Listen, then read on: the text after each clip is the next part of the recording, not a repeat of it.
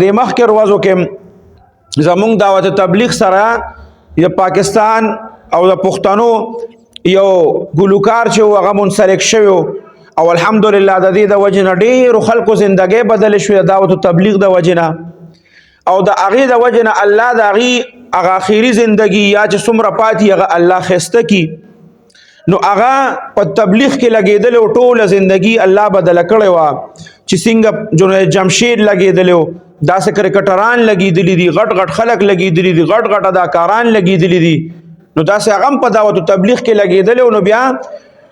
چې ته د ګناه یو کار پرېږدې یاد ساتئ ګورې بیا الله چې دی د الله دپاره تا پرېښودو نو الله بیا تا لږ غونتې ازمایي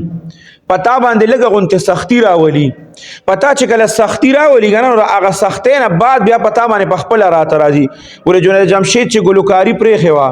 په هغه ولې سختې ورځې نه وې راغلې څه ډېرې سختې ورځې پرې راغلې وې او دا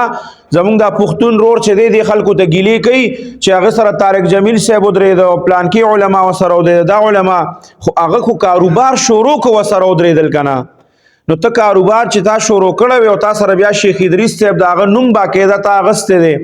نو په هغه باندې براه راست تا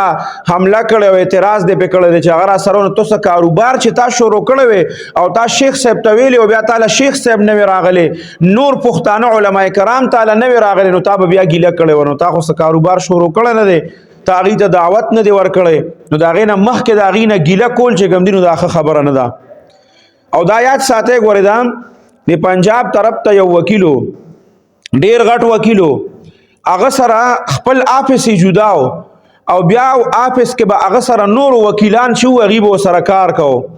او د هغه ښار د ټولو نه اوچت وکیل دا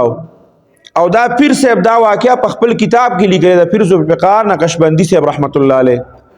وی چې هغه وکیل چې نو رز راغلی و چرته زمونږ په مجلس کې به ناستو هغې سره یې ورو نرمېده زمونږ مجالسو ته به راته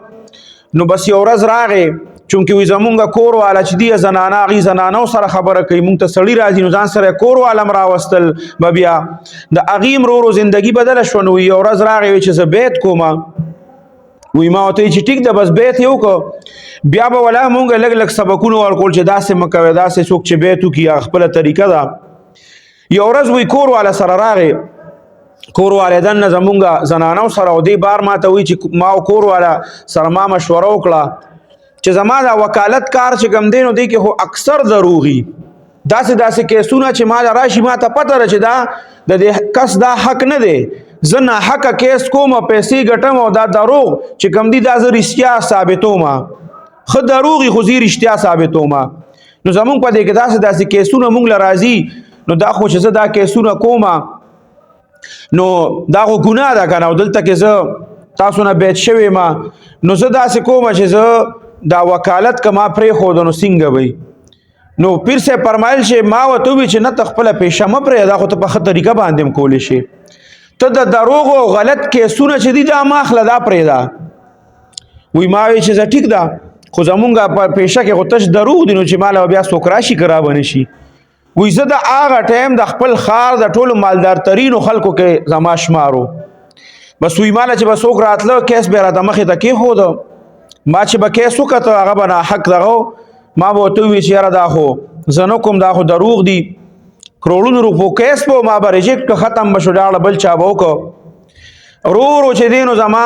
هغه آفس کې ما سره چې څونه وکیلانو کار یې کو ورو د هغې تنخواګانې ما نشوي پوره کولی ورو کمیدل ګاډي څومره شهرت هر څه حتی چې په هغه خپل دفتر کې به زه یوازې ناستم او په موږ باندې هر قسمه سختي راغله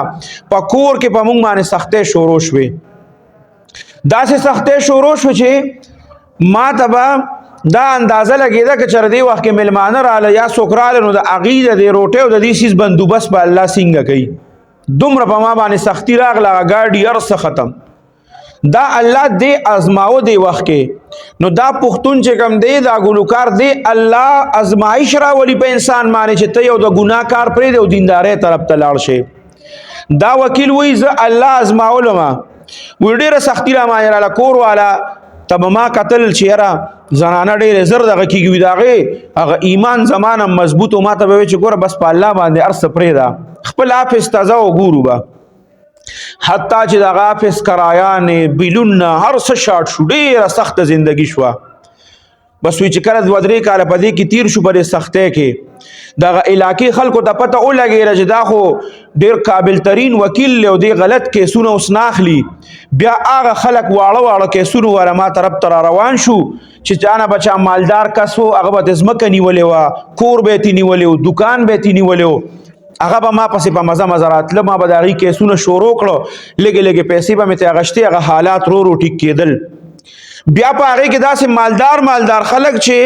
د هغې نه به غټو خلکو په خپل منځ کې د یو بل نه حقونه ناحقه نیولي وو، د رښتیاو کیسونه به ورو ورو را روان شو. بیا هغه ججانو ته به چې زه ور مخامخ شوم کوم جج سره چې به زما کیس لګېدلی و، هغه ته پته وه چې دی د دروغو کیس د سره اخلي نه، د هغه 50% ذهن به چې زه ور مخامخ شوم هغه به جوړ شوی و، زما په حق کې به فیصلې کېدې. حتی چې ما هغه زندگی بیا خپل ځای ته راله، بلکې د هغې نه په بره باندې لاړه، ماله الله دونه دولت بیا راکو او الله په هغه انعام باندې بس نه کو. بیا هلته نه لیست جاری شو د حکومت د طرف نه چې کوم داسې سینیر وکیلان دي، هغه چې دی نو د جج په پوسټ باندې مونږ لګو، هغې کې لومبني نوم چې ونو هغې پکې زما ولیکه چې دا خو ډېر ایماندار وکیل دی او ډېر قابل هم دی. نو زه الله د هغه وکالت په پوسټ هم پرې نه ښودم، زه جج شوم. بیا به ما صرف د الله د رضا دپاره صحیح فیصلې کولې. وی ماله چې الله د هغه سختۍ نه بعد کم عزت راکوي هغه زه تاسو ته نشم بیانولی. پیر صاحب به چې دا اکثر بیانوله نو جړل به چې دا الله انسان آزمایي، معمولي غوندې ازمایي، بیا د هغې نه بعد چې کوم دی په هغه باندې بیا راته راشي نو هغه بیا ودرېږي نه، بیا د هغې د منې کولو څوک کوشش کوي نو هغې هم نشي منې کولی، دومره الله ورکوي. جنید جمشید باندې هم سختۍ راغلی وي، خو چې کله بیا کاروبار شو اوس دا دی په انټرنیشنل سطح باندې په ټوله دنیا کې د هغه کاروبار دی. نو دا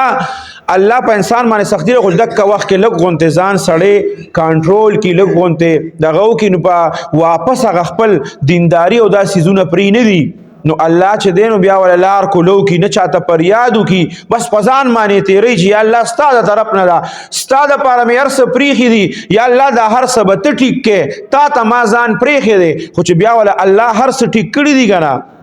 بیا هغه ته خلک پسخېږي دا وګوره دیندار هم شو او د هغې نه زیات مالدار هم شو. الله بیا هغه چپ پر پاړ ورته نه وي، هغه شان ورکوي بیا.